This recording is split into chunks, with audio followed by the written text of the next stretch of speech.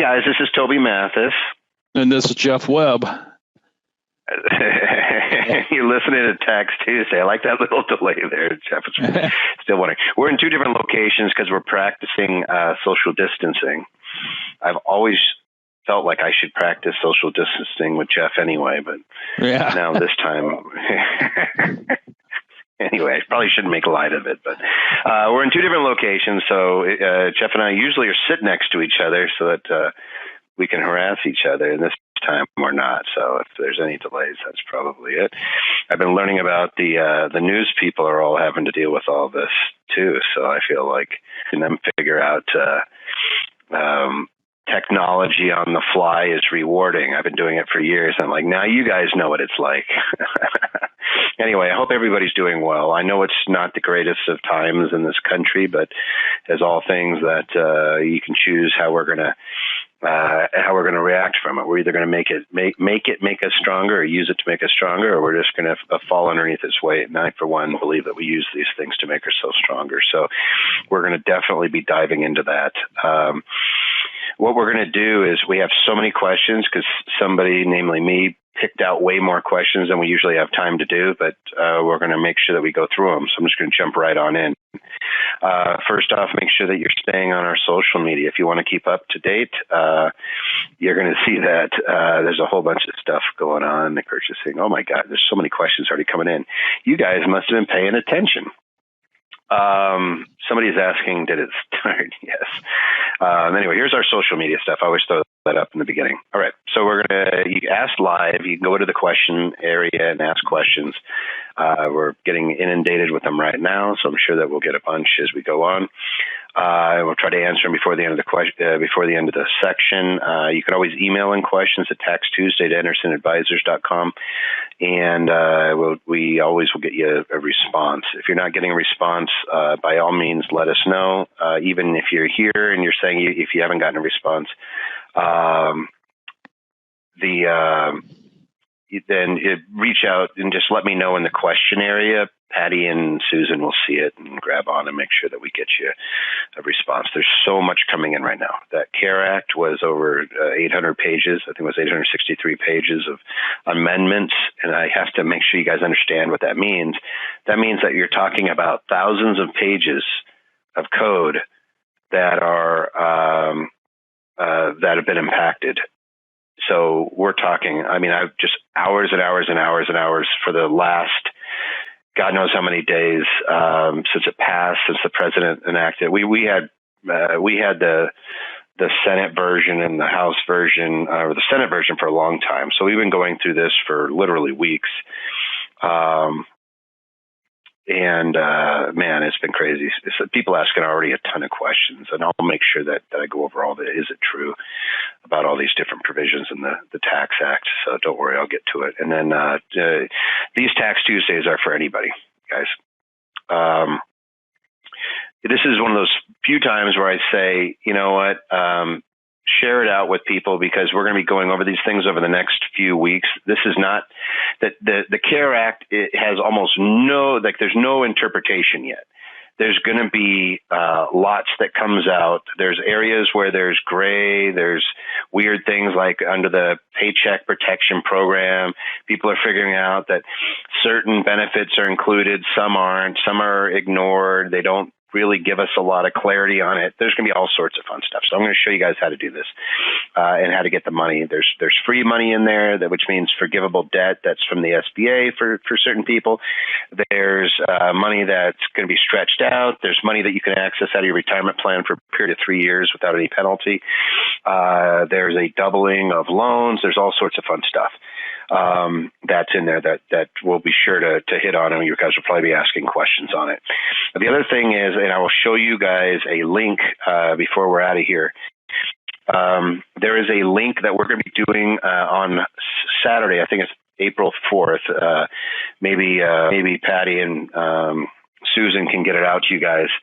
But it's we're going to be doing a nothing more than the loans that come out of the CARES Act on Saturday for 3 hours, Clint and I diving into that, and I'll show you guys exactly how you get access to the money. There is free money, by the way. Like, this is rarely do you see this, where they literally will give you money, you don't have to pay it back, and you don't have to recognize it as income. So we'll show you how to do that. We'll show you how to do all sorts of benefits that are in this thing. It's really there to put cash in your pocket. There's stimulus that's for everybody, just anybody. And then there's things for small businesses. There's things for individual investors. There's all sorts. There's something in there for everybody. So we'll go through it all. Jeff, if there's anything you want to interject, by all means, just do it. Because I'm a new small business now, so I can use it. Is this free money? No, you can't do it, James. Unfortunately, you had to have been in business on February 15th of 2020. Otherwise, you're not eligible. And yes, you can be eligible as a sole proprietor. You can be eligible as an IC. If you're an Uber driver, you're eligible underneath the 3P program, the Paycheck Protection Program, and the EIDL, which is Economic Injury and Disaster Loans. There is a $10,000 grant just for applying that you can be eligible for if you know how to do it right. And I'm just telling you that, and you don't have to pay it back, even if you don't take the loan. So there's a ton of things. You're crazy not to take advantage of this. And yes, nonprofits are eligible too. So, and we go over that. We're going to go over that Saturday. I'm not going to go over that now. I want to focus on taxes now. The big things for you guys right now are, we're going to focus on tax, but on Saturday, we're going to do nothing but loans, free money, how to get it. So please register. Take 2 minutes right now and register. Make sure Susan sent out a link. I believe it's in the chat, or Patty did. It's aba.link/taxcares. They'll send it out to you guys again. We'll send it to you in an email. We'll make sure that you're aware of it. So I just want you guys to do that so that we can show you. Because again, this is meant to put money back in our pockets. For the investors out there, yes, you're eligible. For the business owners, yes, you're eligible. Yes, Jen, you just said, hey, I've had my business, but I haven't filed my taxes yet. Yes, you're still eligible. And I'll show you all sorts of ways to get access to the funds. All right, tax grace period. What time? It's at 9 a.m. Pacific Standard Time till noon. And again, we'll get you all everything. Mahalo no. Yes, Jen, I love it. And I wish I was in Hawaii right now. All right, tax grace period. We don't have to pay our taxes for 2019 yet. I went over this last time, but for those of you guys who weren't there, hey, David, you may have, like, we have a lot of, it's the sign up is saying not available. So can we make sure that that's working, guys? It may be that you guys are, too many signups, so you may have broken it. I'm sure our guys are jumping on it, so they'll make sure. So we'll make sure you get it. We are going to, so the grace period is federal taxes. A bunch of people said it worked for them, so I think we probably just broke it when everybody comes on and signs up at one time. Just so you know, we have 8,000 people registered for this Tax Tuesday, so lots of people jump on. The tax grace period, you don't have to pay your tax for 2019 until July 15th, 2020. Like, that's first off. Your taxes are not due yet.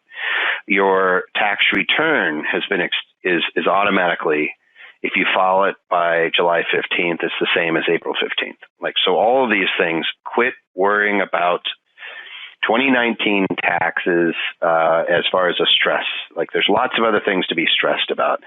You don't need to be stressed about that. Just to put your mind at ease. We'll worry about it next time. Jeff, what did the payroll taxes? Payroll taxes have been deferred all the way until, it's not just the end of this year, is it, Jeff? They're deferring it till next year? I have not seen that yet, Toby. So there's a deferral, and I believe it's 2021, any taxes due in 2020 and 2022. So I believe we're looking at a deferral of at least a year, possibly 2 years. Your estimated tax payments The estimateds got kicked till July. And so what is going to happen is your quarter one is going to be technically due in July, and your quarter two are going to be due on June 15th. So people are saying it works now. So we probably just broke the registration. All right, let's go over the family first. Family medical paid sick leave, the FMLA, that's typical if you have an injury. Normally you get unpaid under the EFMLA-EA, the enhanced, the Family Medical Leave and I think an Enhancement Act. They're giving paid sick leave of up to $200 a day if you're taking care of somebody. The big thing is if you are tested with COVID, if you're put in quarantine, you're not able to work, then employers are being forced to pay up to $510 a day, up to 2/3 of your pay for 2 weeks of your pay. And if you're part-time, they're going to average out your part-time amount and use that, 2/3 of that, capped at $510. So for those of you guys who can do math, that means the maximum an employer is going to have to pay somebody for that is $5,110. There is a tax credit on this, so it's not just gone as the money, but there is going to be some relief for the business. But if you're a business owner and you say, oh my God, that means I'm going to have to come out of pocket if somebody's sick, if somebody's home caring for somebody, you're right. They saddled us with that responsibility, but then they're giving us money to do that. Now, here real quick, people are asking about the states. The states are separate from the federal government. Most states automatically mirror. In fact, Jeff, you may know this. I think it's like 20 to 30 states automatically mirror the federal. But some states, everybody seems to be on board. I'm not aware of any states that has not allowed the extension through July.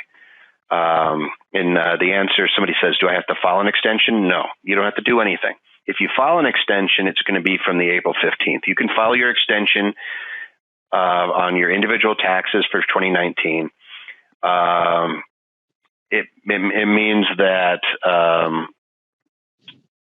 you won't actually have to file your return until October 15th. So it's not a 6-month extension from the new extended deadline. It's from the April 15th. Jeff, I couldn't hear you, so I didn't know if you interjected in there. Oh no, I was just going to say we're just treating April 15th as though it's July 15th, or vice versa. We're treating July 15th as though it's April 15th. Are you aware of any states that have not got on board with this? No, I was looking at something the AICPA put out, and it's about 150 pages long on the states and what we could do to everybody is, yeah, the AICPA has a list, but I'm not aware of anybody that's not doing it now. There's a bunch of questions. So let me just go down these questions. If I need an extension on 10/15, do I need to file that by 4/15 or 7/15? The answer is 7/15. April 15th, just pretend that just dropped out of the English language. And for purposes of 2019, April 15th is now July 15th. So if you needed to make an IRA contribution, you can make the IRA contribution up till July 15th, because it used to say April 15th. So that's the easiest way to look at it. Let's see. This California says you have to apply for the 60-day extension. So I'm not aware of that. We'd have to look at that. Your state's going to be a little different. What you do is just ask us, and we'll get you an answer, because every state's going to be a little different. And again, Jeff has the master list. Somebody just, when to file my state taxes.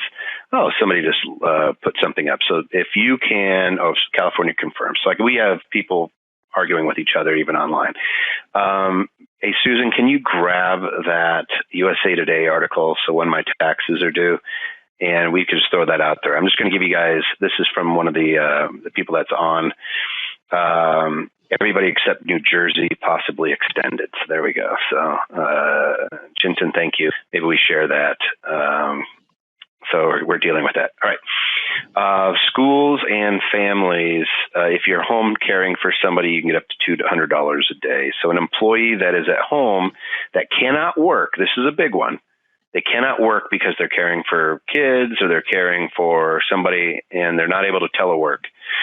The maximum you have to pay is $200 a day, and it's maxed out at $10,000, and that's a long term. I think that's like 10 weeks or something like that. The CARES Act. This is a big one. The CARES Act really did free up some money, and I want to go back. Like, you guys have asked so many questions that the ones that some people were asking at the beginning are buried in my pile here. Somebody says, "Can you explain this?" Oh my goodness. Let's see. Somebody says, "Is this true?" I want to see that. We were given notice last quarterly, so I was unable to tell them. What did I miss? Oh, somebody says they were given short notice on the quarterly. We don't have to worry about that. Okay, so it is true. One provision lets investors of any age take as much as $100,000 from retirement accounts this year without paying an early withdrawal penalty. They can also avoid taxes on the withdrawal if the money is put back into the account within 3 years. If it can't be returned, taxes will be paid over 3 years. So, Kim, first off, yes, that is true. So under the CARES Act, you can access retirement funds tax-free for up to 3 years. And the term that they use is the tax liability is ratably spread over 3 years, which ratably just means before the end of 3 years. But if you pay it back, it's treated as a 60-day rollover. So we have to go and say, hey, what's a 60-day rollover mean? It means you pay no tax. So as long as you pay your withdrawal back within 3 years, it's treated as a interest-free loan. So it's free money. You have to put it back. So it's interest-free money. There we go. Penalty, tax-free, interest-free, but you have to put it into your account before that. Now, ratably is one of those words that I like to play around with because that's not pro rata. It means it's kind of like, hey, if I have to take an IRA over 5 years, I just have to take it. I could take it all out the last day.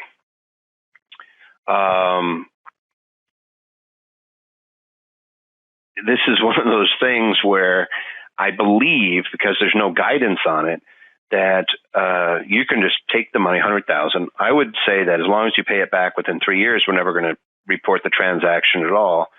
If you're going to keep the money, then we would choose how we're going to spread it out. Maybe we're going to spread it out over 3 years. Maybe we're going to take it over the last year. But you could do that. Somebody says, is that good for a SEP IRA? It's any retirement plan. Any retirement plan can do this. I think the exception would be Roth. Why would you? You don't have to worry about tax anyway. The other one that is really important, and it's specific only for qualified retirement plans, is you can now double the borrowing amount without regard to a limitation on the amount. So you can borrow up to $100,000 per participant, up to 100% of the proceeds. So if I have a 401k, this does not work for an IRA, but if you know us, we'll roll the IRA into the 401k. We'll create a 401k for you guys. If you need it, raise your hand, let Susan and Patty know, and we'll get an advisor to talk to you. But if you have IRAs with substantial amount of money in them, and you want to get access to $100,000, immediately we could do the loan. We have to roll it into a 401k, loan it out. The loan is payable over 6 years. You have a 1-year deferral, then you pay quarterly amounts at federal AFR rates, which are below 2% right now. So you'd pay yourself interest at less than 2% over the next 5 years. So it's a 6-year total loan, 1 year no payment, 5 years of quarterly payments. So it's extremely powerful. And if I see people are saying interested, Susan and Patty, please make sure you grab them. A 403B is eligible. But if your 403 is with an employer, then you're going to have to talk to them. There's a whole bunch of people raising their hands. So guys, just make sure that we grab those folks and that you're reaching out to them. This is the thing. It's like, this is, you could absolutely, and then somebody says, is this loan for U.S. citizens and green card holders only? No, it's for anybody that is a participant in a retirement plan. And so it's actually really cool. And you can, under the CARES Act, if you're taking this amount, you get to defer for a year, pay the rest over 5 years. It's pretty cool. So somebody says, is that 50,000 or 100,000? I have a solo 401k where I can get 50, right, Bill? It's now 100. So it's that 50 just became 100 till the end of the year, I believe. It might be June 30th. I'd have to look at that. I don't know off the top of my head. But you could absolutely get that money. And you're crazy not to take this. So let's put this in English. So if I have a 401k with a husband and wife with $400,000 in it, I can take that entire amount out. I would take $200,000 out between the husband and wife, so $100,000 each as a penalty-free withdrawal. I have 3 years. I'd put that on a 3-year payback. I'll pay that before the end of the third year. I don't have to pay a third of it every year. I just pay $100,000 back by the end of the third year of 3 years anniversary date of taking the money out. Now, if I do that, I don't have to pay tax on that, but I've had 3 years of use of that money, and I am out of my cash crunch. In addition, I borrow. So remember, I had $400,000 in there, husband and wife, 401k. You each take $100 out. So now there's $200,000 left in there. You each borrow $100,000 out, and then you don't have to make any payments for a year, and then you would pay it back over 5 years. So you can absolutely, like, if you guys have retirement monies, or if you know anybody that's in this situation, the CARES Act enacted this provision specifically to put cash in people's pockets during this time. There's bad information out there, unfortunately, and I don't want to see people get hurt. You can never borrow money from an IRA, so don't do that. You can do it through a business-sponsored retirement plan, even if you don't contribute to the 401k. So this is really important because I get this question a lot too. I can set up a 401k and I can never make a contribution. I can literally say, you know what, I'm going to set up a business, and as long as it has a active profit motive, this won't work for an investment property, for example, but a management company.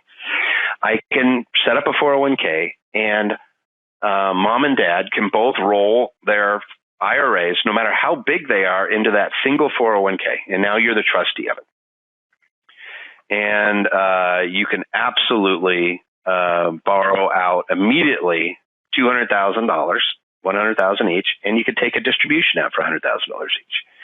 So this is a very, very powerful provision. I don't want to go over this too much, but I could see a million people raising their hands right now. Can the rules of the 401k preclude an employee from borrowing from the plan? It's up to your employer. So if your employer says no, you can't, then the employer plan can, but the rules allow you to. Are there cutoff date when you can take the money out of the 401k? I don't want to know it now because a loss is, I know what you're saying, David. I believe it's either June 30th or the end of the year. And I have to look that up. So here's what I want to do. If Patty, if you can grab David's question and let me know that you got it, you could send that to us in an email and we'll make sure we get you an answer. I don't know it off the top of my head. It's 800 pages. I dig into it right now and I could tell you, but that. And then can you roll a Roth IRA into a solo 401k? No, you cannot. You cannot roll a Roth IRA into anything. But if you need the money and it's been in there, you can take penalty-free withdrawals anyway. Like the money that you put into a Roth, you can always take out. The growth on it, you have to wait 5 years and take it out. So if you have $100,000 in a Roth, It depends on whether that was like you put 100, but now it's worth 120. I can take the 100 out anytime. What's the difference between a loan and an early withdrawal? A loan you pay back over a 5-year period with a 1-year deferral under the CARES Act. The early withdrawal is when you actually take it and you're paying tax on it. If you withdraw money that you're going to pay back over the 3 years under the CARES Act, then there's really no difference between a loan and an early withdrawal under that scenario, except under the loan, I'm paying that back over 6 years. I have a 1-year deferral. Under the 3-year loan, I don't even have to pay it back. I just have to pay it back by the end of the 3rd year. I don't have to make any payments. Under a 401k loan, I pay it back quarterly. I just have a year deferral. So it's going to be pretty wild. Hey, Jeff, if you have a chance, can you see how long the IRA deferrals last? Like I could find this in 2 seconds if I was looking at the Tax Act, but I don't have it in front of me and I'm rambling here. I want to go over a few things. There's so many questions that are coming in. What about if you did this in 2017? Stanley, you can have up to 14 loans out of any particular plan, but so you could take a loan out in 2017. You can go up to the 100,000 amount and just add on top of that. So you could absolutely do that. Nice. I always wish this was around in 2008. Absolutely. We were screaming at the mountaintops. You got that one. If somebody's already taken RMD, can they pay it back and eliminate it using the provisions to repay in 3 years? John, you have 60 days if you had a required minimum distribution, you no longer have to do the required minimum distribution in 2020. So you could pay it back as long as you did it within 60 days. And then, yes, you can do the 3-year. So absolutely, we can get you the money back so you don't have to pay tax on it. There's a lot of PPP. Is this good for a SEP IRA? Yes. So lots of questions. You guys are good. Oh, my goodness. What about an inheritance IRA? Can I withdraw from this account? Yes. How long will the Saturday care call be? 3 hours.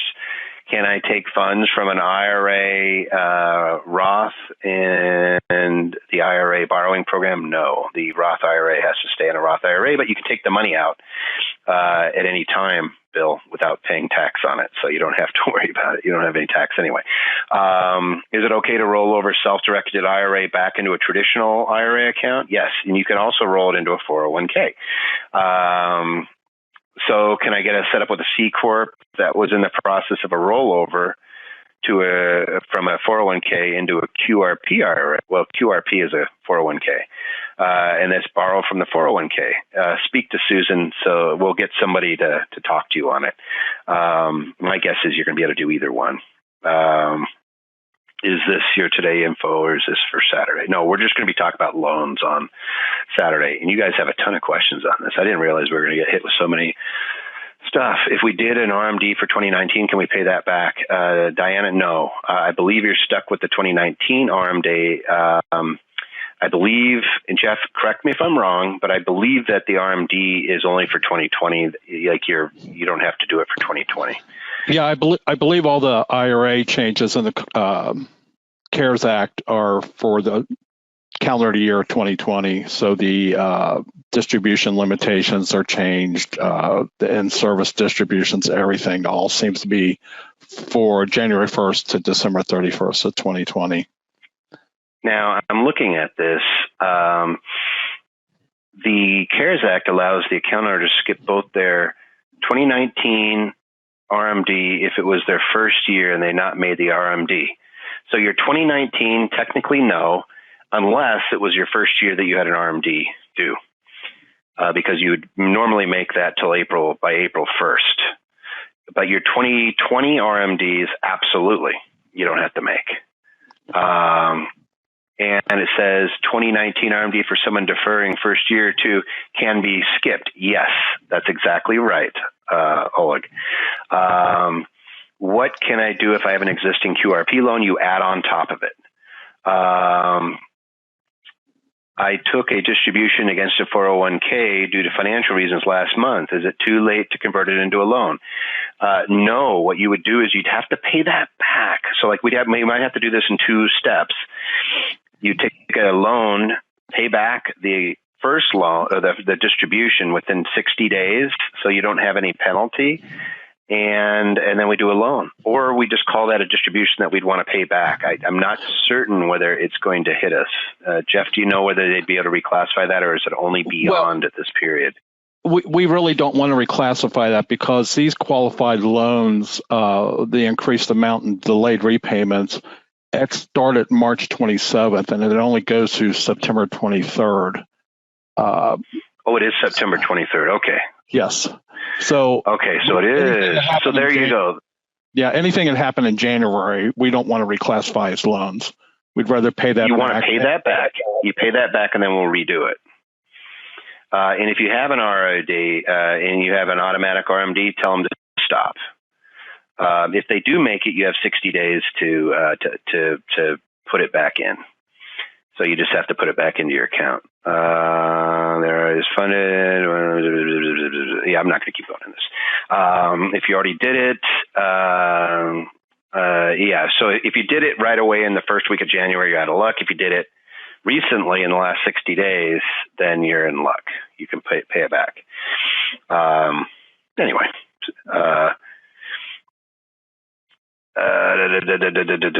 Taking a loan as part of my CARES Act would be considered. I'm not sure. I'd have to look at Robert. You'd have to the stuff about public charge, and we'd have to take a look at. Somebody says, "Hey Patty, are you getting my questions? I see you answering others, but not mine." That's just not nice. All right. So anyway, so we have lots of fun stuff. Let's keep going on. Toby will talk all day long. Without regard to anybody else, Jeff, if you let me. Oh, I've gone and made. Let's go with I've gone and made a sandwich and all kinds of stuff. It's just nice. And Carlos, Susan's going to put you in touch probably with a bunch of our folks. They're just making sure you're married up with somebody. All right. So the Senate passed the CARES Act, and we haven't even gone over the questions yet. I'm thinking that this is the first question, so sorry. So the Senate passed the CARES Act and changed the amount of charitable giving in 2020. Can I now give more than 50% of my adjusted gross income? If I make $200,000, can I donate $170,000? We will answer that. You'll be surprised at the answer. Can you explain the removal of the $500,000 excess loss limit for real estate losses introduced in the CARES Act? Yes, we will answer that. We haven't filed our 2019 returns, though we would be eligible for the 2019 for stimulus, but are ineligible for 2018. Is it too late to file 2019 to try to get the part of the stimulus? If not, how late can we file to get stimulus check? Great question. We will answer that. Do you like all these questions today, Jeff, by the way? I do. I looked at these and I was like, these are pretty tasty. You like them? Yes, I do. You're too verbose. All right. What is the you're such an accountant. What is the deadline for the next two estimated tax due dates? Jeff knows that because I think I know, but I think Jeff knows it even better. My property was in my IRA and an LLC. I had to deed it to my personal name to refinance it. Anybody that's been on this is already crying for you. What can I do so I do not suffer the tax consequences? We'll answer that. What is the difference between a solo 401k and an EQRP? Which one is better for real estate investing? On trading, are you taxed if you trade inside a Roth IRA or 401k? We will answer that. Can my C-Corp borrow money from a shareholder and then use it to invest in a fund with the intent to pay the shareholder profits? We will answer that too. I am an LLC taxed as a C-Corp. I took a HELOC to buy the business. What is the proper way to pay myself? Great question. We'll answer that. Do I have to have a profit the month in which I expense an in-home meeting? We'll go over all that fun stuff. What is a K-1 and how is it generated? As a silent partner in an LLC, can it pay me a shareholder dividend? We'll go over all that good stuff. And you guys are asking really good questions. I don't know what it is, but somebody says, I asked earlier and got nothing.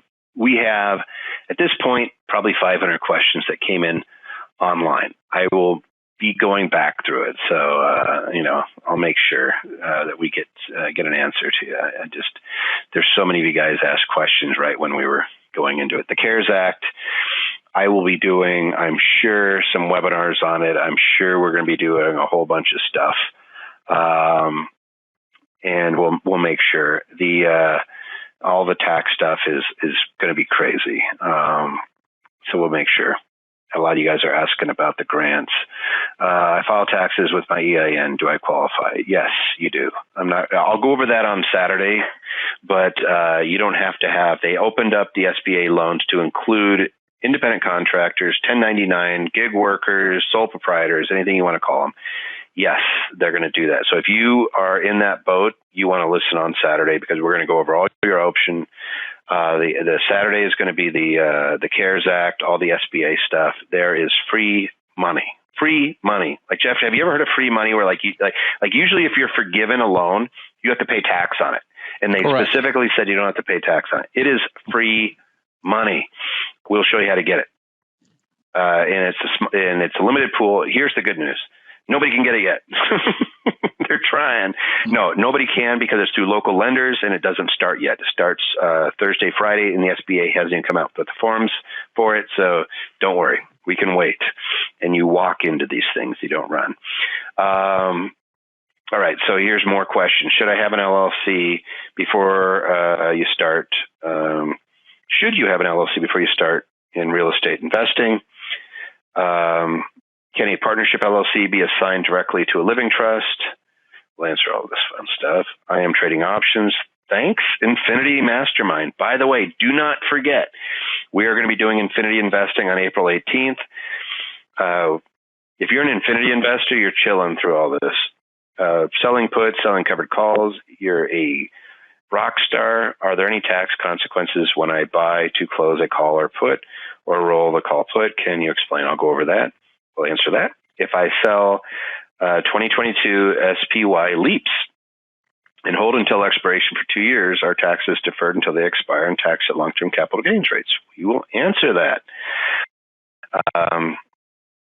I've recently learned about HSAs. They seem to be a wise investment going into retirement. Can you expound on the good, the bad, and the absolutely? Love them. We'll go over them. Why? I have a tax-exempt nonprofit doing monthly food distributions. Thank you. You are a godsend. Aside from gas, supplies, and signs, what can it pay for? We'll answer that.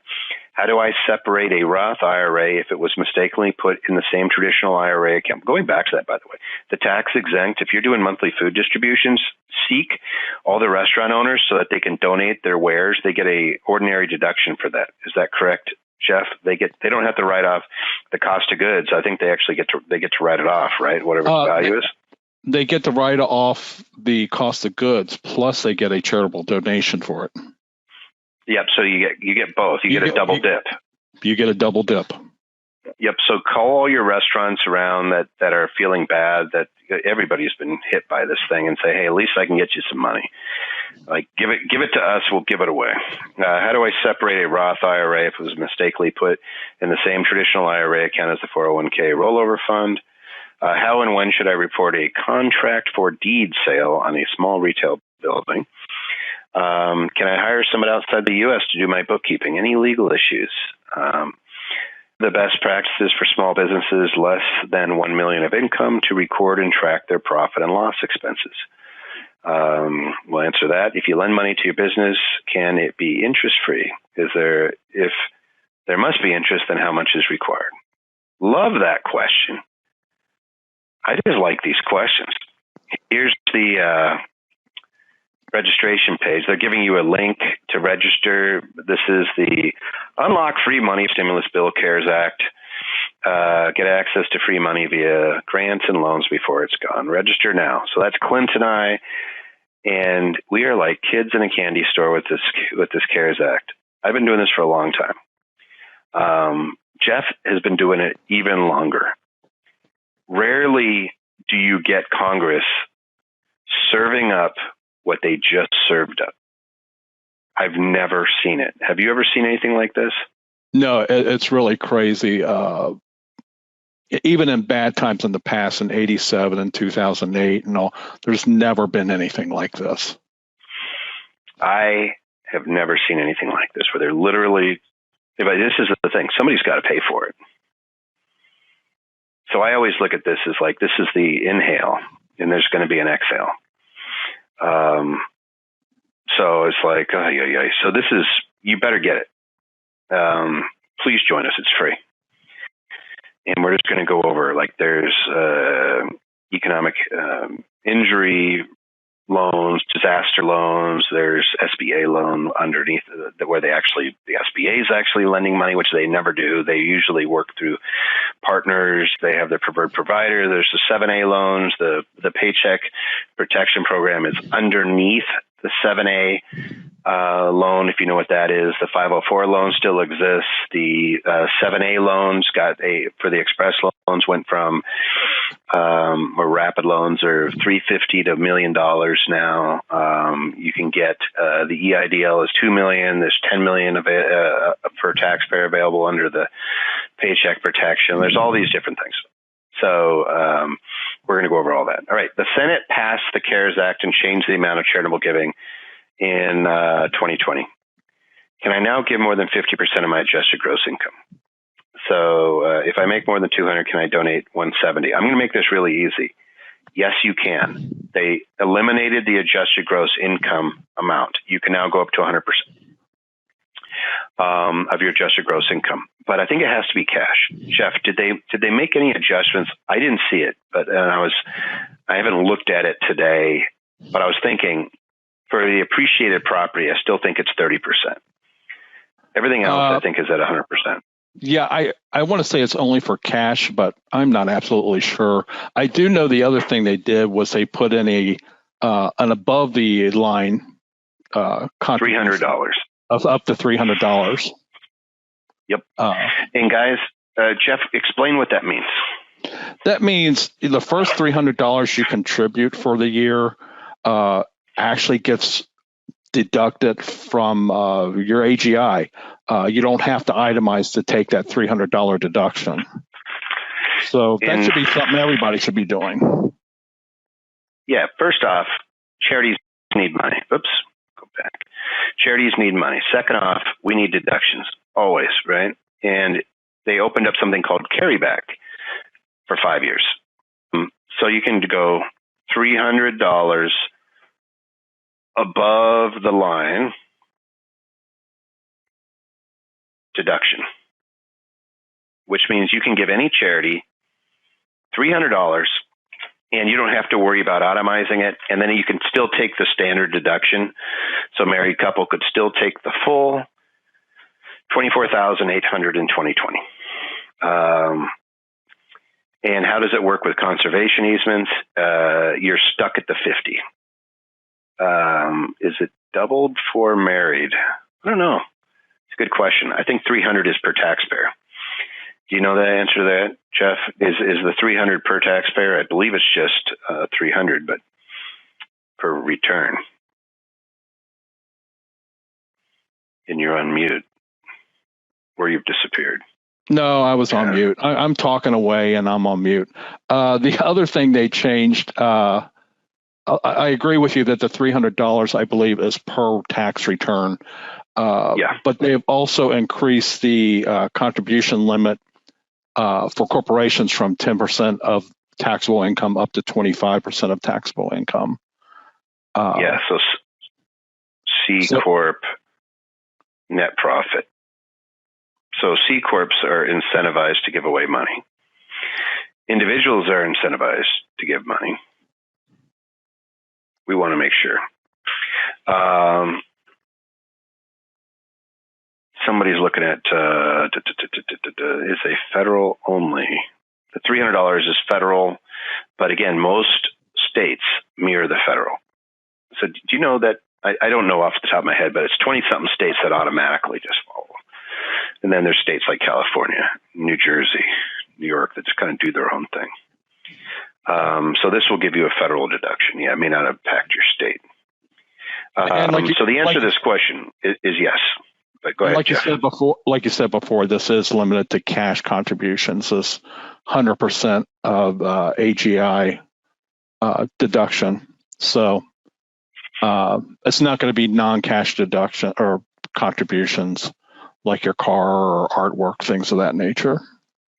Yeah, this is going to be cashola. Cashola. Can you explain the removal of the $500,000 excess loss limit for real estate losses introduced into the CARES Act? Do you want me to hit that? I actually really enjoy this stuff. Yeah, I know this was a reversal of what came in the TCJA, the $500,000 loss limit, and I don't believe it was exclusively for real estate. And what they've effectively done was rolled this back to pre-2018 rules. So for 2018 and 2019, as someone who had excess losses, the way they do it is, let's say you made $300,000 and you're married filing jointly. Your losses could not exceed. You had 500, could not exceed 800,000. So if you had $1 million of losses, you would have excess loss of 200,000. And they would say, hey, you can't take that. Well, why would you even want it? You know, but anyway, it used to never be a huge deal. Never really saw this pop up. Did you ever see this pop up, Jeff? No, and it didn't even take effect till 2018, so I haven't seen it at all. And 2018 and 2019. And it's primarily to keep you from taking losses from one area and huge losses from one area and applying it to other income, whether it's W-2 income or whatever that you had. So here's the big one. So losses can be carried back. Yep. To 2015. This is huge. If you had losses, this is how you're going to free up some money, because you could quite literally, if you had losses in 2019 or 2018, you could go back and go all the way back to 2015. You have to do it each year. You have to use up your loss for each year and amend the return, get the money back that you paid in taxes. So for anybody who had losses that you were carrying forward and you had taxes the year before, then you would take that back. And does this include loss on rental property? Yes. Can 2018 losses be carried back to 2013? No, it's 2015. You can go back 5 years. So still pretty dang powerful. What do you guys, I don't know. If you had any losses that you had to carry forward and you're like, this is pretty powerful. This is what they did in 2008, by the way. They allowed you to go carry back. You got a bunch of money. Even if your income is over 150, you don't have to worry. You can carry losses back. And actually, those losses can be carried back 5 years from the year of the loss. So 2018 would get carried back to 2013. Oh, let me think about that real quick. I think it was 5-year limit now. So 2015. Is it a 5-year carryback?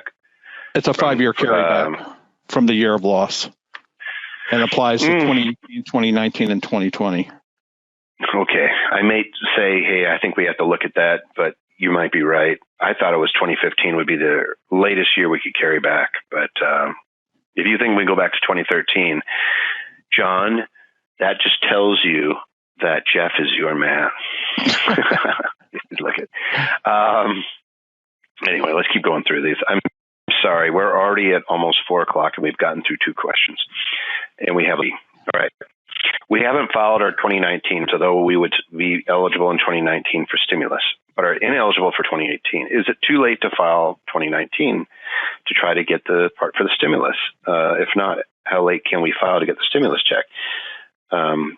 Jeff, you probably know this off the top of your head.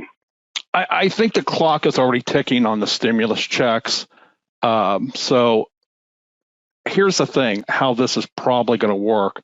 They're going to treat this as a prepayment for 2020 and then include it as a type of credit on your 2020 return to see if you're eligible for it.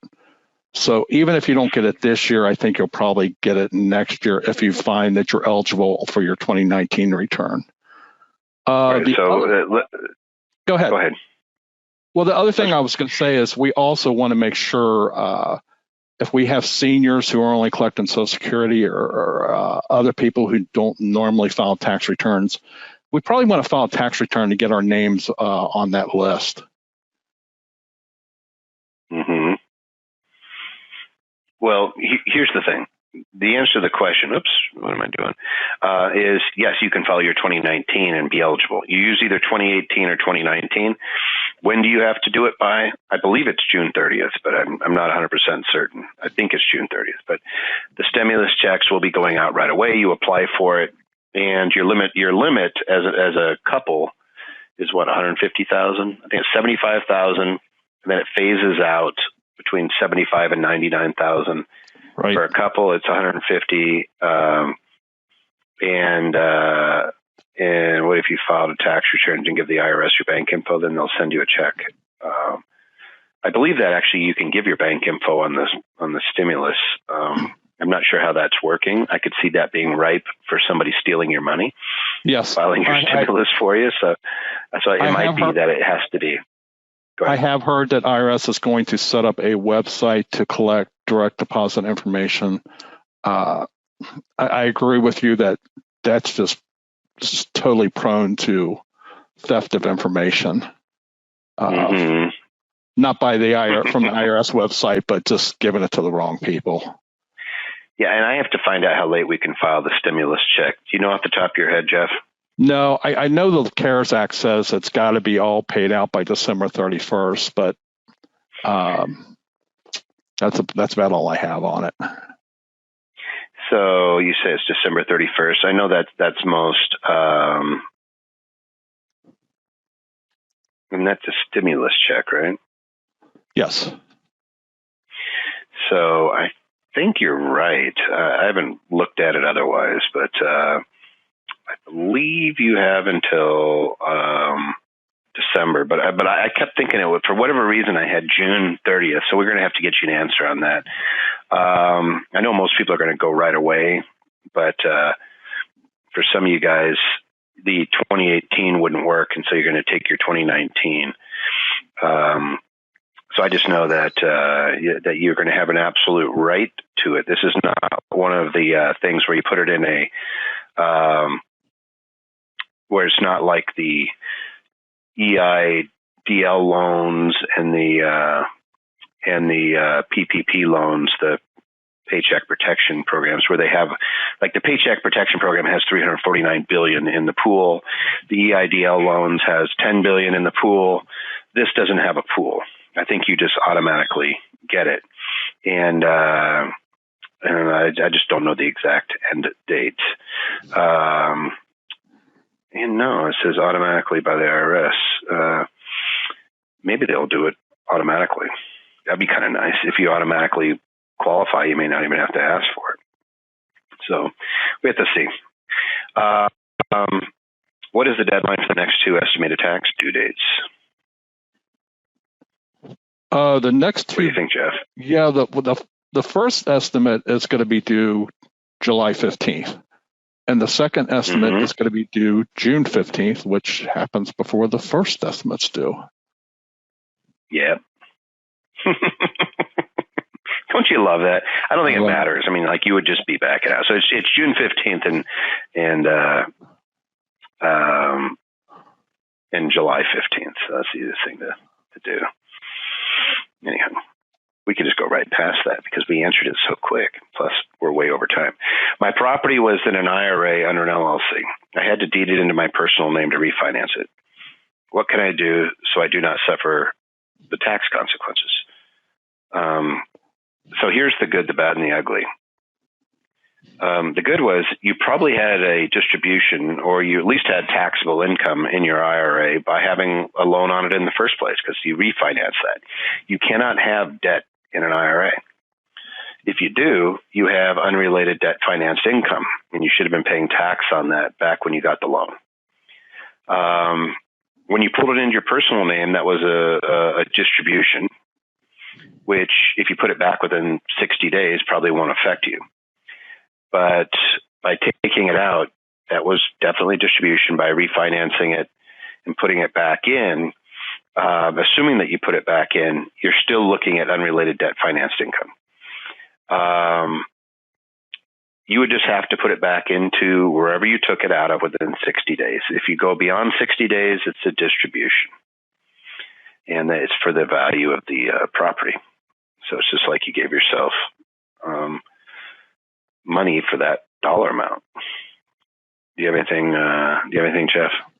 No, I think you put it all there. Okay, cool.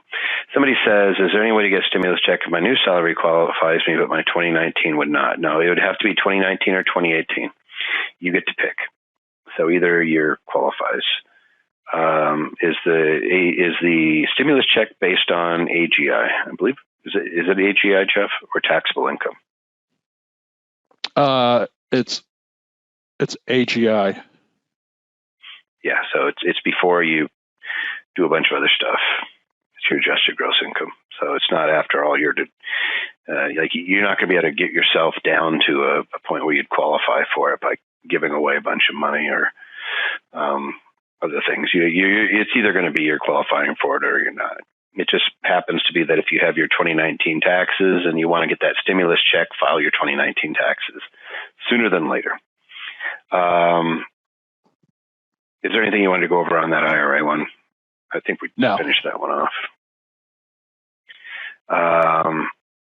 Somebody says, what happens to people who have abnormally high income in 2019, like a Roth?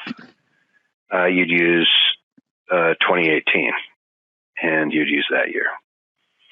How to apply? You use either year. So I don't even think you have to apply for it. Do you have to apply for it, Jeff? Do you know?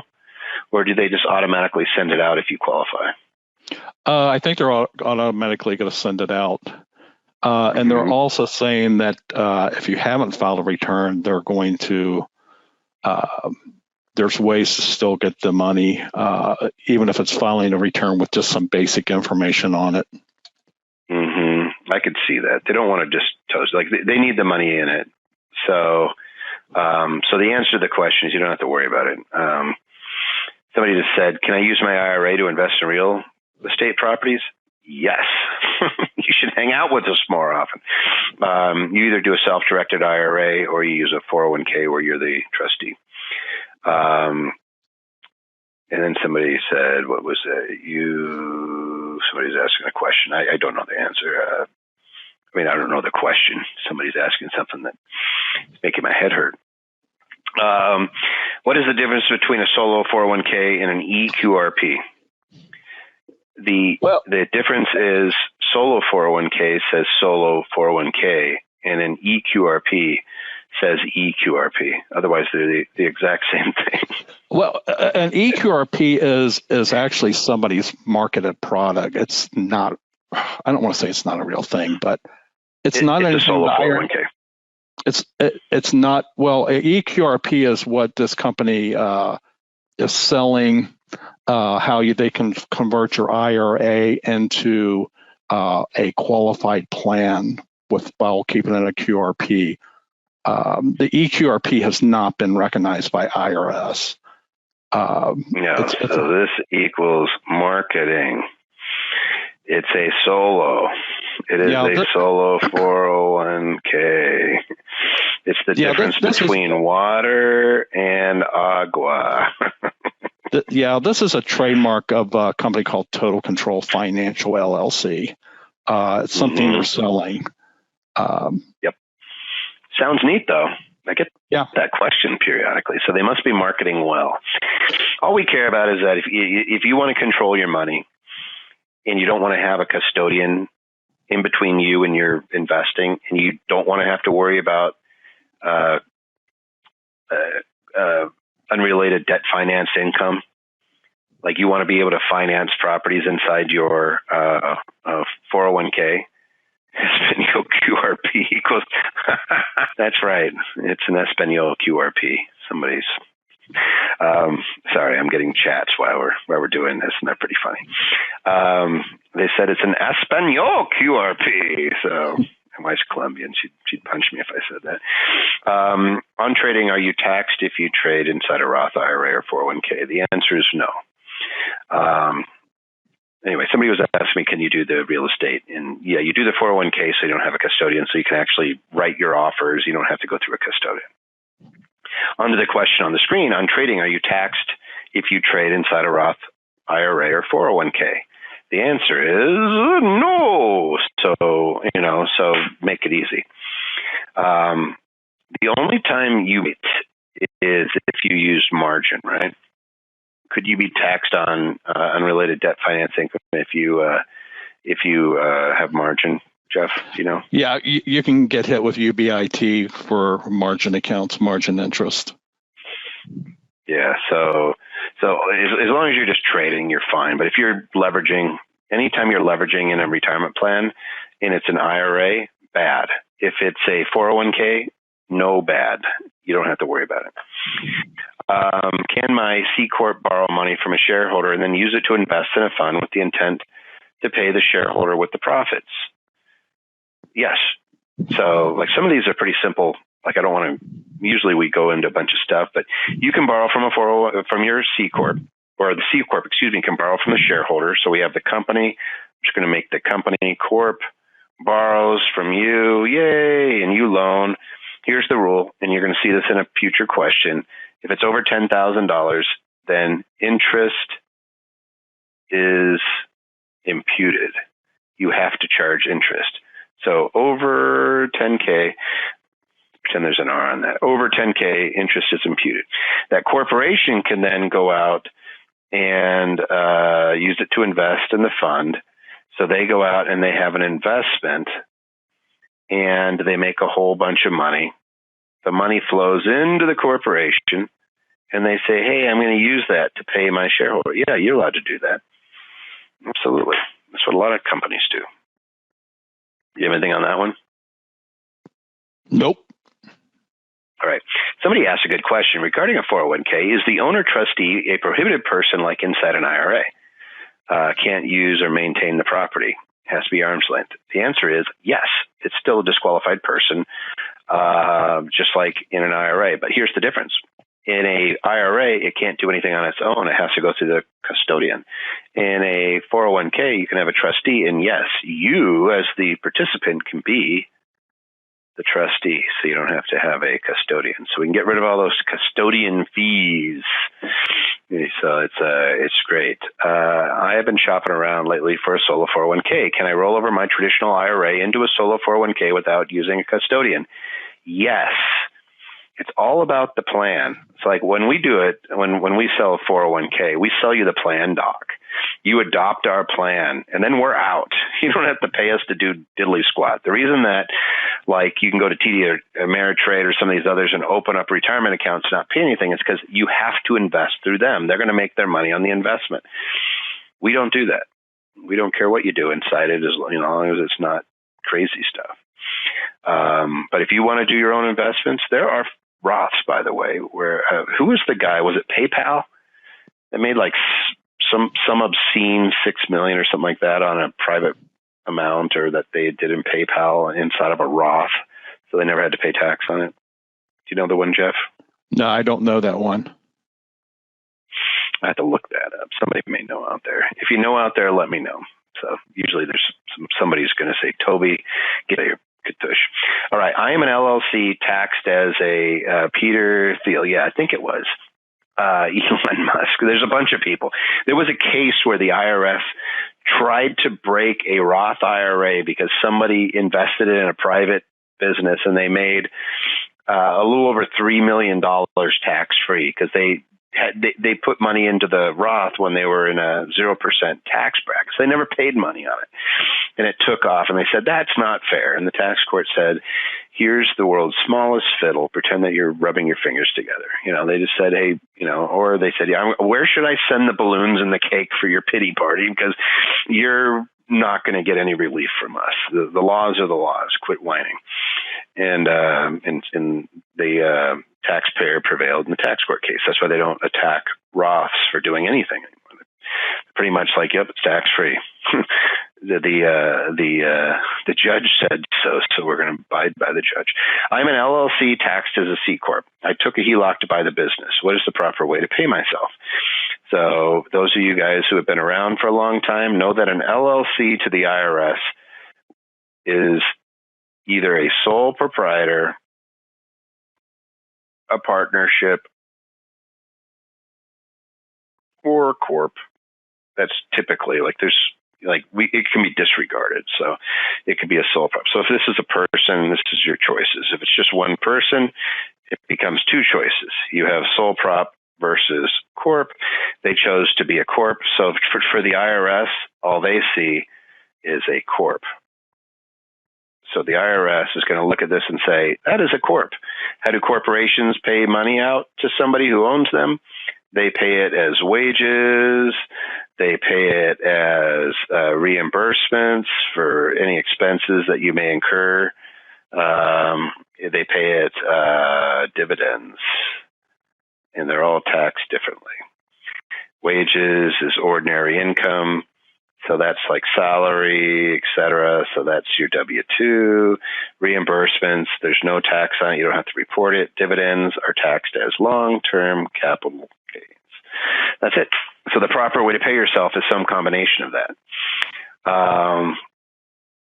And somebody says, hey, is the CARES Act the same format like this? We can ask questions. Yes. We're going to do our best. And I apologize, guys, that there's so many questions coming in. Usually I can keep up with them, but this one's just blown me out. Somebody said, can I take $100,000 from my 401k to put into a Roth IRA, or is the rule required to pay the 401k within 3 years? If yes, what is the tax advantage of taking cash out from a 401k now, since they are invest funds sitting in a different account? So no, you can't put it in a Roth. You put it back if you take the money out. What's the tax advantage? You don't have to pay any tax on the money that you used for 3 years. You don't have to pay any interest on the money that you used for 3 years, but you're putting it back. Anyway, so let's keep going on. Do I have to have a profit the month in which I expense an in-home meeting? Jeff, do you want to answer this one? No, you don't. The profit has nothing to do with the expenses of the meeting. So, yep. So there you go. You did it really good. That was good. I like it when it's just like simple. Do I have to have a profit in the month? No. Here's the deal. If you are an S-Corp, partnership, or sole prop, you always have to be worried of something called 26 USC 183, which is the hobby loss rules. So you always have to worry about, hey, am I making money enough to where they're not going to call me a hobby? Guess who's not on that list? The C-Corp, which is why we like C-Corps, because they could just kind of do what they want. If they lose money, they lose it. They keep the loss. They carry it forward. If you lose money, so if you don't have any, like you're losing money, but you're doing these in-home expenses and stuff, just expect to have somebody question you after a few years if you're generating losses. Somebody says, what is the difference between a 401k and a profit sharing plan? The 401k has a profit sharing component. They're the same thing. So he says, all right, here's a new one. What is a K1 and how is it generated? Well, there's Mama K and there's Daddy 1. I'm just kidding. It's horrible. And they love each other and they create a K1. Jeff, do you want to answer this? You're the accountant. Yeah, a K1 is simply a form that is issued to shareholders or partners of S corporations and partnerships, and even trust that tell you what income is passing from that flow through entity to you. And it breaks it down by the type of income, whether it's ordinary income or it's rental income, dividends, interest, capital gains, and on and on. You have different type of expenses. So it's simply a form that tells you what your share of a partnership or S corporation or trust income is. Yep. Simple. So the K1 is always going to come out of a flow-through entity. S Corp, partnership, trust. Any others? And it just allocates. It's basically none of those pay taxes. So the way the IRS looks at it says, hey, look, S Corp, partnership, trust, what else could there possibly be? Just stuff like the split interest trust, the charitable trust, and things of that nature. Yeah, so it's just basically saying, hey, these things don't pay tax. The individual pays tax. So like on an S-Corp and a partnership, that's the most common for us. Right. That's an entity and it doesn't pay taxes of its own. So it's just passing it down saying, hey, here's the people that are going to pay the tax. Here's what portion of the income they made. So that's it. Somebody says, if you buy real estate in a solo 401k, does the property need to be held on an LLC within the 401k? Yes. You know what? That's a great question that nobody can see, but I'm going to repeat it. If you buy real estate in a solo 401k, so you're buying real estate, this is what people don't get, is they go out and they buy real estate inside of an IRA or a 401k, which is great, but the liability is the account holder, like is the participant. So somebody falls down the stairs and sues the pants off you, they're inside the plan, and then they're going to go outside the plan and try to take your stuff too. There's no box around that. So we always believe in putting an asset protection plan in place. So you use an LLC inside of it. Yeah, you set up the LLC in the name of the 401k. And so it'd be like the ABC Inc. profit sharing plan by its trustee, Toby Mathis. And then I just set up the LLC member is same thing. And Toby Mathis is the trustee. So I'm managing the LLC. Yay. And that's it. And I'm able to hold the property. And then if somebody falls and sues the pants off of me, they're stuck inside the LLC. They're not coming in and getting the rest of my money. Are there differences between a 401k? Oh, we already answered that. All right. As a silent partner in an LLC, can it pay me a shareholder dividend? What do you say, Jeff? Well, I'm assuming this LLC is a corporation because corporations. All right, so let's go back. Yeah, Jeff, hold on for a second because we went over this earlier. Remember, an LLC does not exist to the IRS. We have to tell it, and it's going to be a sole prop partnership or corp, and that corp could be an S or a C. So the reason that this is important is because Jeff's going to go in and say he assumes it's a C because only a C has a dividend. That little word right there means ignore that it's an LLC. We now know because you use something very specific that it is a C-Corp. You may continue, sir. I didn't mean to interrupt you. That's okay. So a C-Corp has to pay dividends based on two things, what type of stock you own and how much stock you own. This silent partner in a corporation, we don't see much of it with our clients, but you could actually have two different classes of stock, and they may pay out Class A stock dividends, but not pay out Class B dividends. But if you're all the same kind of shareholder, whether you're silent or not, they have to pay you a dividend if they're paying everybody else a dividend. Mm-hmm. Hey, RC, ask your question again that you asked earlier, because honestly, I've never been on one of these where so many questions were asked. Like usually there's hundreds of questions. Usually we answer about 200. I would guarantee we're probably pretty close to 1,000 questions coming through at this point. So sorry. Ask it again and I'll answer because I'm looking at it. The flow has stemmed a little bit. All right. Should you have an LLC before you start in real estate investing? The answer to that one is it's a box to protect you. And so here's an easiest way. Let's say that we have Mr. Happy Investor, and they make good money from W-2. They have a nice house. They have a nice car. And they have a little bit of money sitting in their bank account, right? So they have good W-2. They have a little bit of cash and all that. And they say, hey, you know what? I heard that you can get really good properties in North Carolina. And so they buy a little house in North Carolina. Let's say their W-2 income is $200,000 a year. And they buy a $30,000 piece of property in North Carolina. What's the worst thing that could possibly happen? What do you think, Jeff? I think something could happen at the North Carolina property, and that tenant could sue your happy client for everything they have. So let's pretend that the North Carolina property burns down. Oh, this is horrible. I shouldn't do this. And somebody, all right, so we're not gonna kill them. We're gonna make them like, oh, I survived, but I have a cast and I'm still on the ground for some reason. And like, whatever. They get injured. And so they go and they find an ambulance. I shouldn't even do this. I shouldn't be allowed. I've been doing webinars for 5 hours now. But they find an ambulance and they look behind the ambulance and they see somebody chasing it with a briefcase. And they say, hey, are you a lawyer? They're running after it. And they hire a lawyer who decides to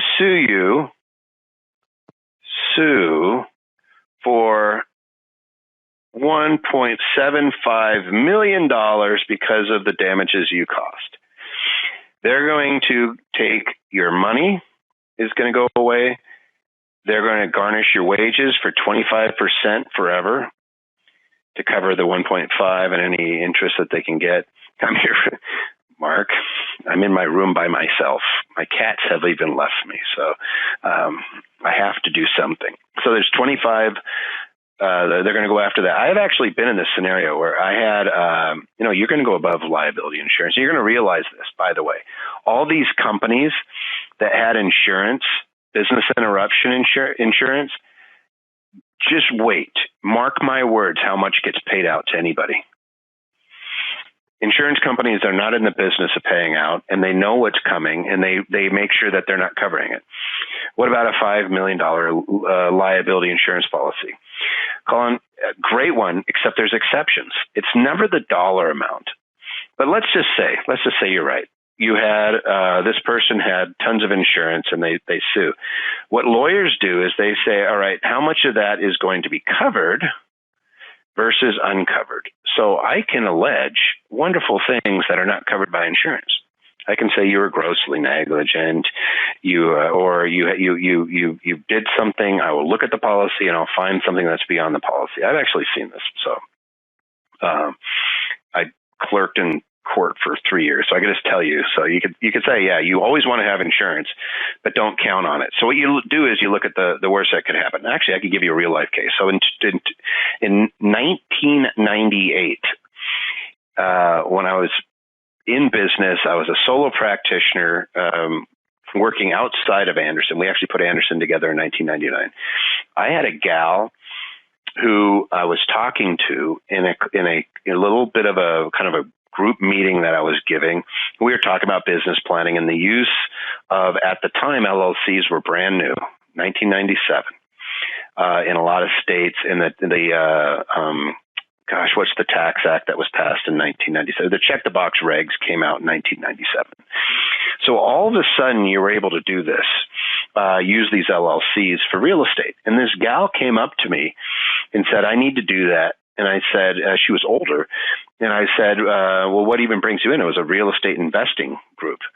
And she goes, well, I need to make sure it doesn't happen again. And that's almost a quote because that's the one thing you remember. And I go, like, that's a weird question. It's like, so it doesn't happen again. It prompted me to ask her, well, what happened? She had, at the time, and I just remember there was 11 or 13 properties on the East Coast.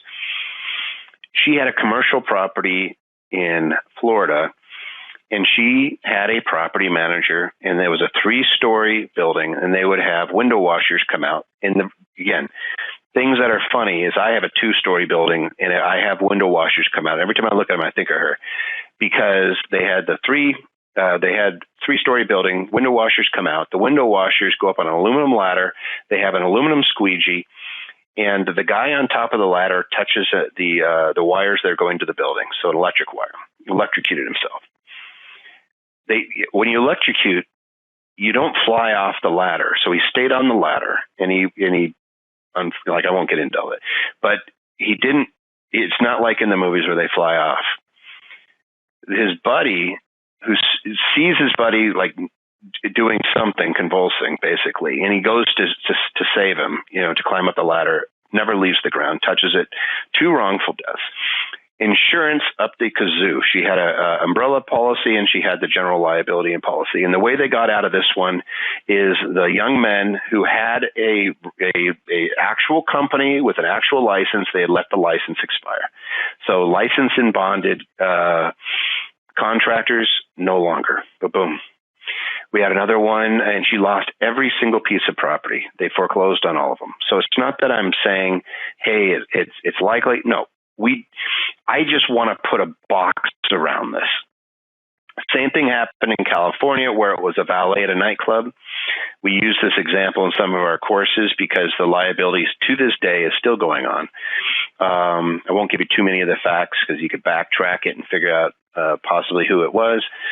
But the scenario was the valets were an excluded party underneath the insurance policy. So the nightclub who hired a third-party valet company to come out and do the valet, which is what everybody does, they're not covered. So they caused a massive amount of liability, and the guy's still dealing with it.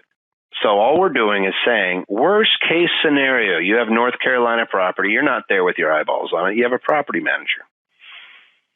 Worst case scenario, that's what they take. So should you have an LLC before you start real estate investing?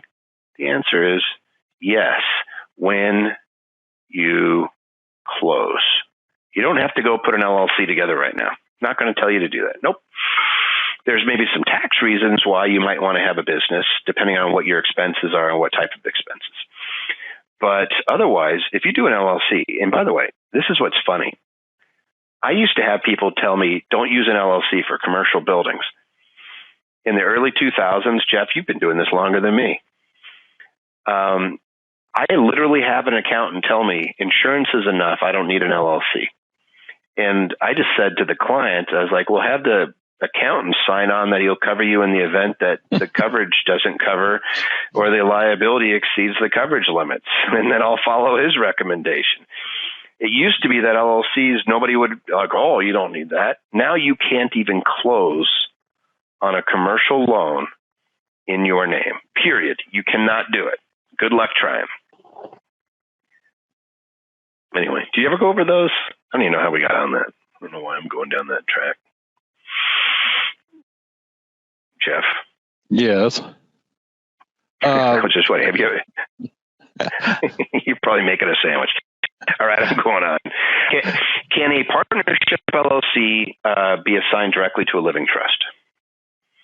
So can an LLC, here we go, and this is a 1065, that means a partnership. Can the owner be my living trust? And certainly you would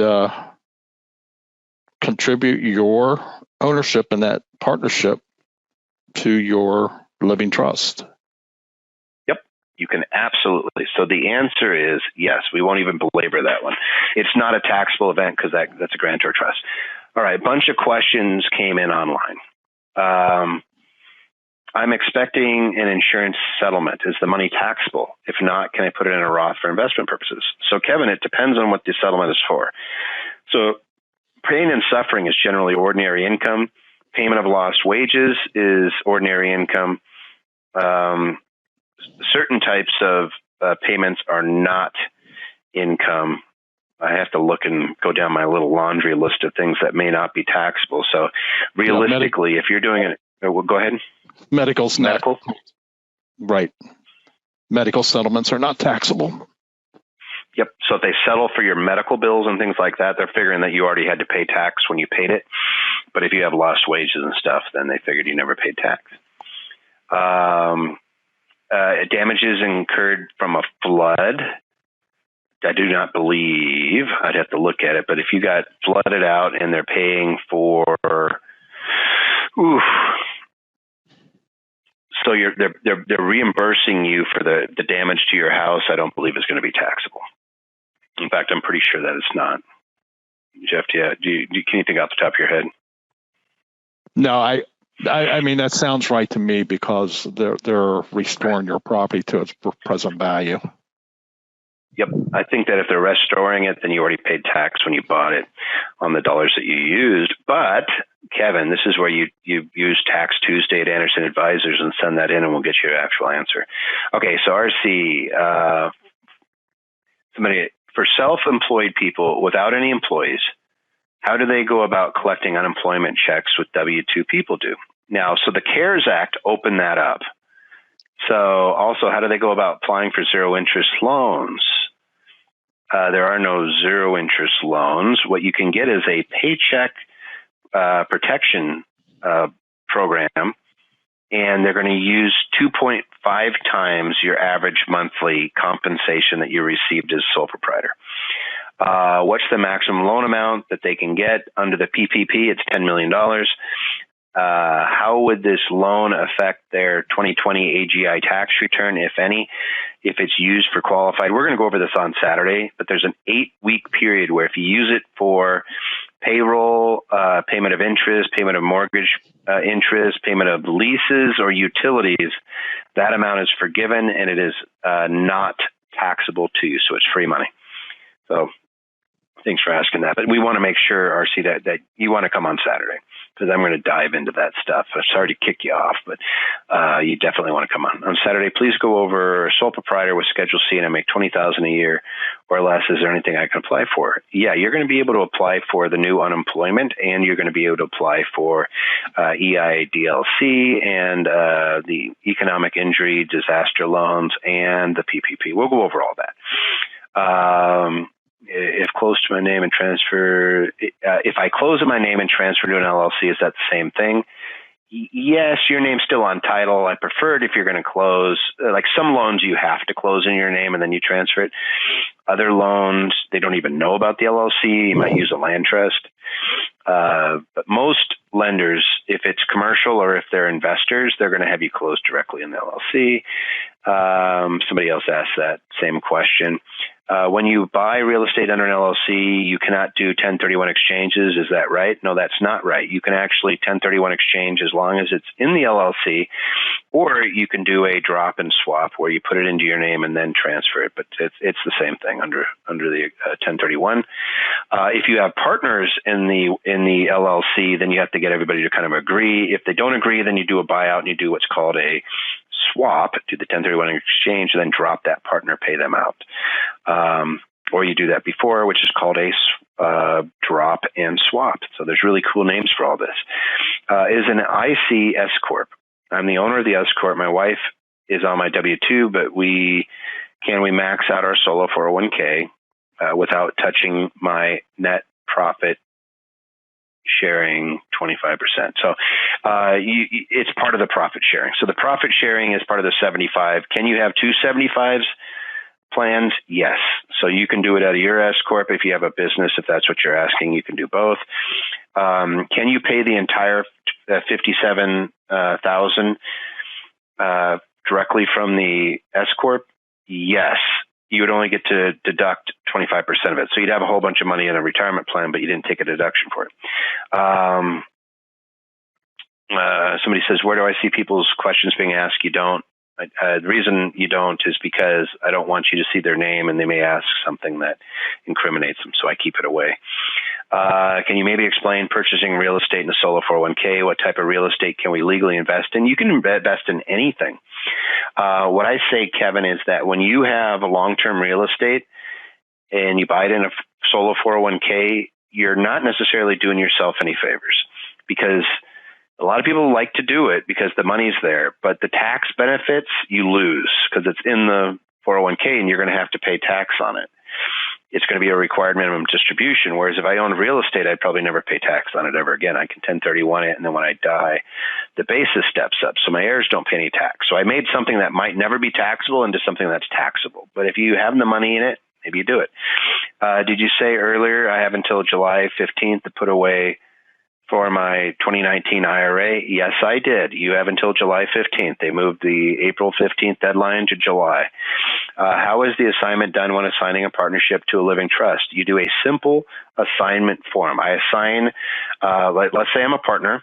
So I go from A.T. Mathis to A.T. Mathis, trustee of the Mathis Family Trust, and I do a one-pager, and that transfers it.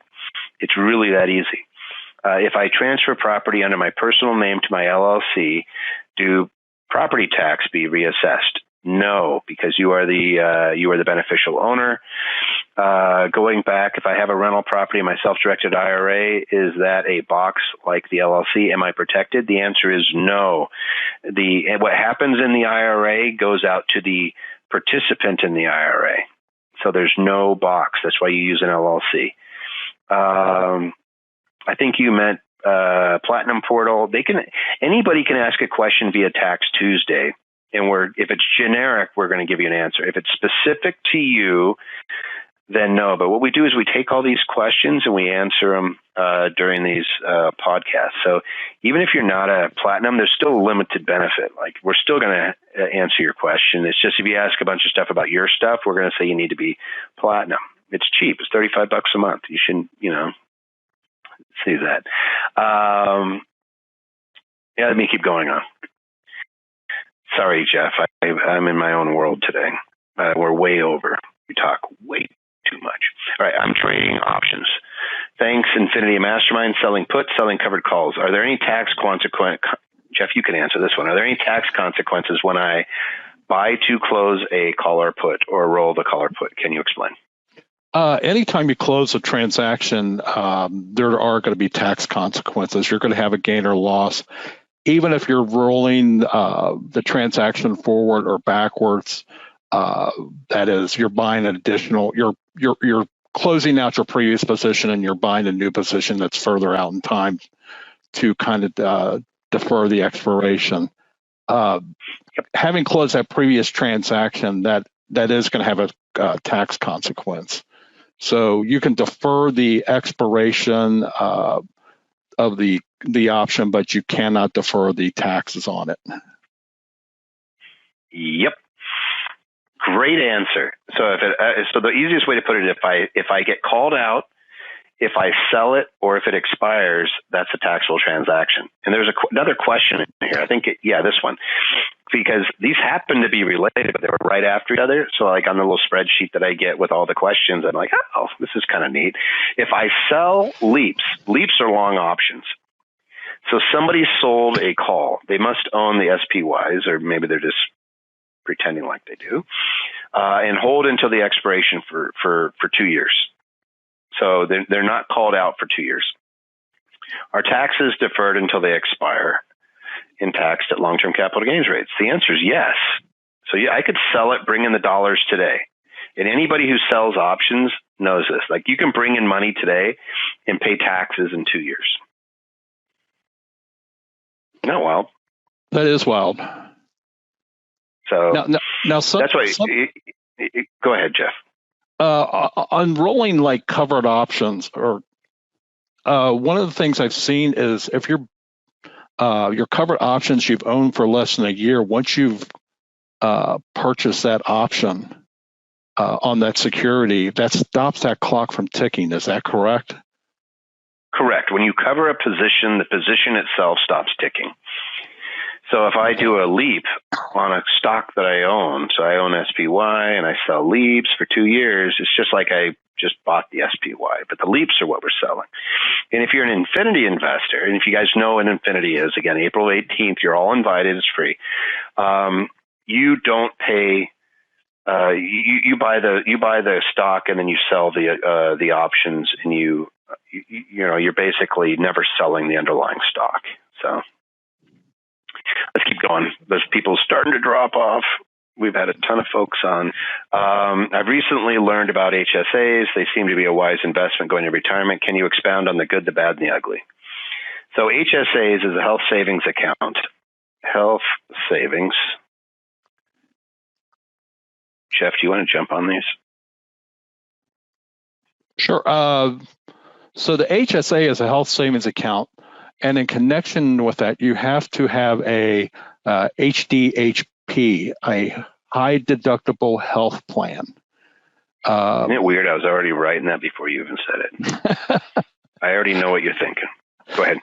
So the HSA allows you to set money aside for medical costs. It was designed for these high deductible health plans to help you cover that deductible when you need to use it. It can be a great thing to have, especially if you're young and don't have many costs. You can put away a lot of money into these health savings accounts. And the contributions to the HSA is tax deductible. Yep. And it's, I believe it's, what is it, 3,500 individual? 3,500. Yes, more now? 3,500 individuals, 7,000 for a family is the contribution limits. Yep. So you just put it in there. You get to take it as a deduction. By the way, July 15th is the deadline to take that deduction for 2019. You can still do this, guys. And your HSA just sits there. It has to be used for medical, but here's a hint. If you make it to over 63 or something like that, your average medical is $212,000 anyway. So you're going to end up using it. Yay. And there's an age catch up. And the age catch up is what? You know, the age catch up. I want to say it's 55, and I think it's $1,000. Extra 1,000. Yep. It's plus 1,000. So if you're over, 50? Over 50 extra. Is it $1,000? It is $1,000. Yeah. And it is 55. And that's to both. Yeah. What's 55? So if you're over 55, extra $1,000 on either one. So if you're an individual, it goes to 45. If you're a family, it goes to 8,000. Yay! I have a tax-exempt nonprofit doing monthly food distributions from gas supplies and signs. What can it pay for? I'm just going to give you guys the code provision 162. It can pay for all ordinary and necessary business expenses for running on that business. It can give you 280A. It can reimburse. It can reimburse your home. It can do an administrative office in your house, which could be about on average is probably about 25% of a house of all of its expenses, including cleaners, utilities, etc. If you have a dedicated area in your house, so there's a whole bunch of stuff. Let's see. Keep going on. Do you want to hit on all? I just think that it's a business, not a profit. And it's not going to distribute profits out to anybody. It can't. So, but it can still run just like a regular business. Let's just get this. A lot of those preachers that you see on TV fly around in private jets. Jeff, I think you're on mute again. Do I separate a Roth IRA if it was mistakenly put in the same traditional IRA account as the 401k rollover fund? So it sounds like you rolled over a 401k and some of it was Roth and some of it was traditional and you mixed them up. Do you have anything on that? No, you basically have to pull that Roth money back out because you cannot put a Roth IRA into a traditional IRA or a 401k. So you're going to have to get that money back out and put it back where it belongs. So you just take it out. Like, I don't think you've killed anything. I think that it's just once you discover the error, take it out. But you want to make sure the Roth is because the Roth is in a traditional account right now. Right. Usually that needs to be corrected by the due date of the tax return. Otherwise, you could be subject to excise taxes on that Roth IRA. Yeah, there's no way you would have gone through a tax season without noticing that. So this is probably something, it's not a 60-day or anything like that. You just have to do it as soon as you figure it out. All right, how and when should I report a contract for deed sale on a small retail building? I would think that would happen as soon as the sale takes place and all the closings have taken place. Right. So if you are doing a contract for deed and they're paying you over a period of time, you treat that as an installment sale, right? Correct. And you'd make an election, but you report the sale on the day that you sell it. Right. but there's a difference between reporting the sale and reporting the income. So if this is not a flip, so if you're doing a flip, there's no such thing as an installment sale. If this is an investment, then you're going to recognize return of basis. You're going to have depreciation recapture. You're going to have long-term capital gains, assuming you owned it over a year, and you're going to have interest. And your accountant will create a little spreadsheet that says, here's how much of each portion, like they'll do a percentage based off of the payment schedule, and they'll screw it up if they pay it early. Like, just so you know, they'll have to do some calculations, but they'll figure out which portion of that is reportable upon receipt during each year. Right. Is that fair?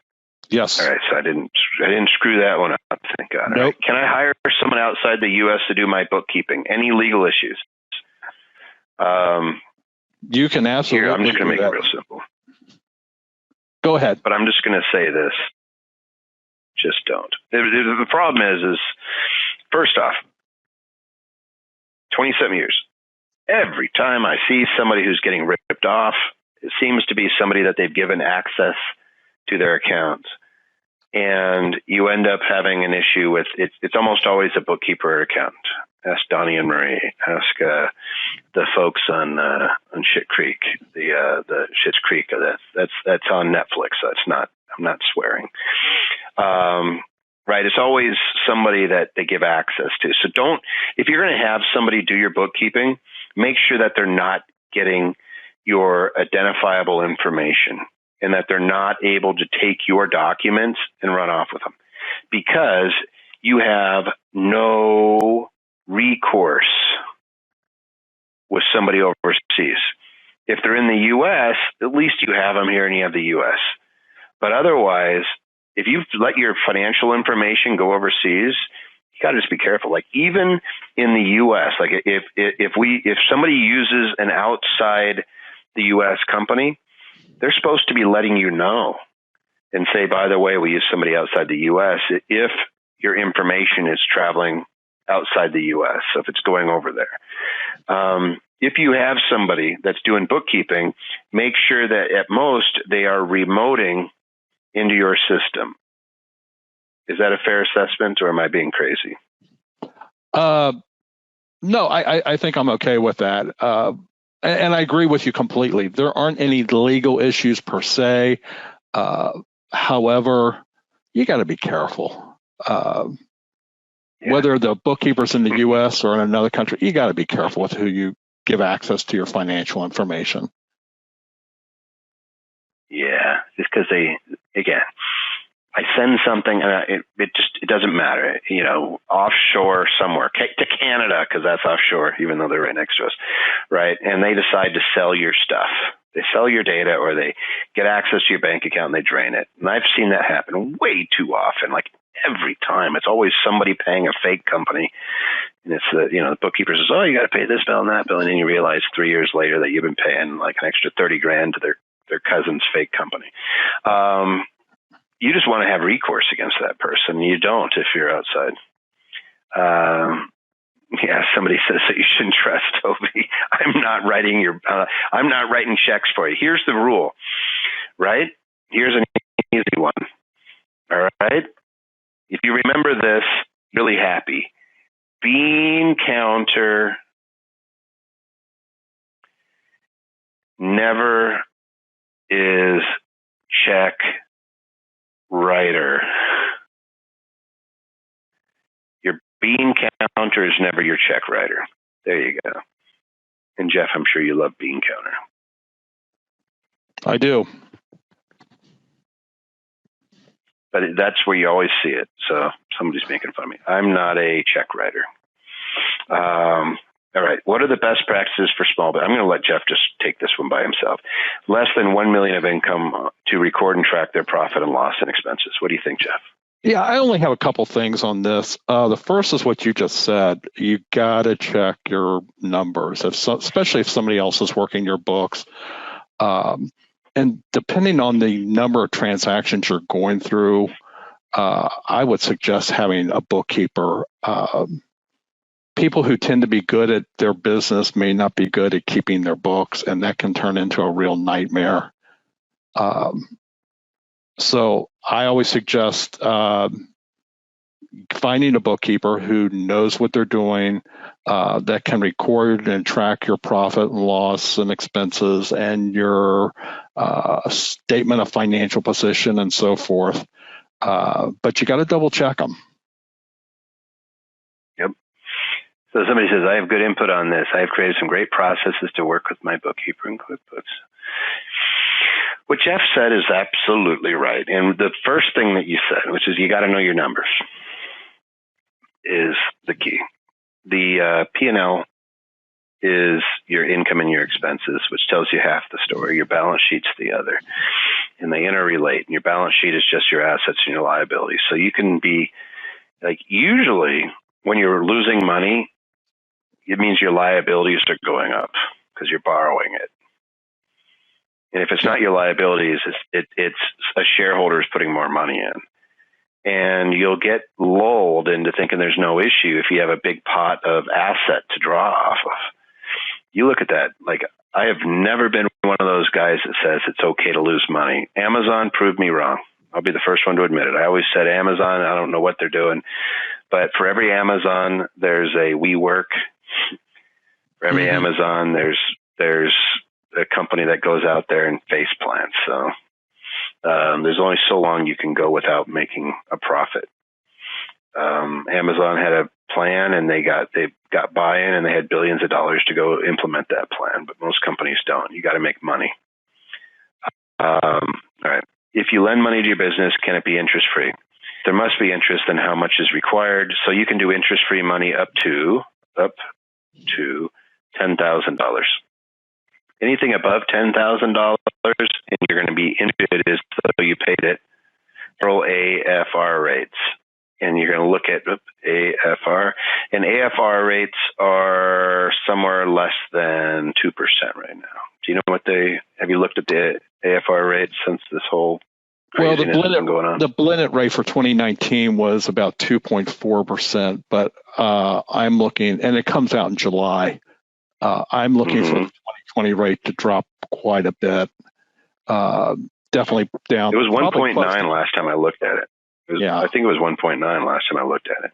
You can actually use the short-term AFR rates for the month that you do the promissory notes.